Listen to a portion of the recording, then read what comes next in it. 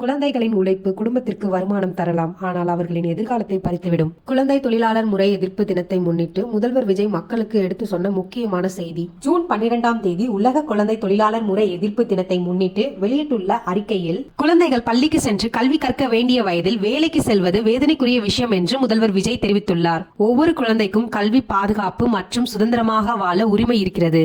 இந்த உரிமைகளை பறிப்பது சமூக நீதிக்கு எதிரானது என்றும் அவர் கூறியுள்ளார். மேலும் குழந்தைகளை எந்த தொழிலிலும் ஈடுபடுத்தக்கூடாது என்றும் வளரிலும் பருவத்தினரை ஆபத்தான தொழிலில் பணியமர்த்தக்கூடாது என்றும் வலியுறுத்தியுள்ளார். குழந்தைகள் நல்ல கல்வி பெற்று மகிழ்ச்சியான குழந்தை பருவத்தை அனுபவித்து வளமான எதிர்காலத்தை உருவாக்க வேண்டும் என்பதற்காக தமிழக அரசு பல்வேறு நடவடிக்கைகளை மேற்கொண்டு வருவதாகவும் முதல்வர் குறிப்பிட்டுள்ளார்.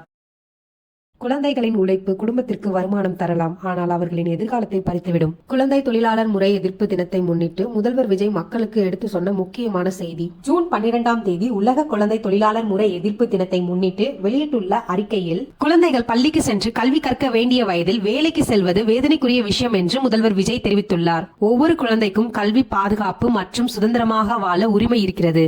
இந்த உரிமைகளை பறிப்பது சமூக நீதிக்கு எதிரானது என்றும் அவர் கூறியுள்ளார். மேலும் குழந்தைகளை எந்த தொழிலிலும் ஈடுபடுத்தக்கூடாது என்றும் வளரிலும் பருவத்தினரை ஆபத்தான தொழிலில் பணியமர்த்தக்கூடாது என்றும் வலியுறுத்தியுள்ளார். குழந்தைகள் நல்ல கல்வி பெற்று மகிழ்ச்சியான குழந்தை பருவத்தை அனுபவித்து வளமான எதிர்காலத்தை உருவாக்க வேண்டும் என்பதற்காக தமிழக அரசு பல்வேறு நடவடிக்கைகளை மேற்கொண்டு வருவதாகவும் முதல்வர் குறிப்பிட்டுள்ளார்.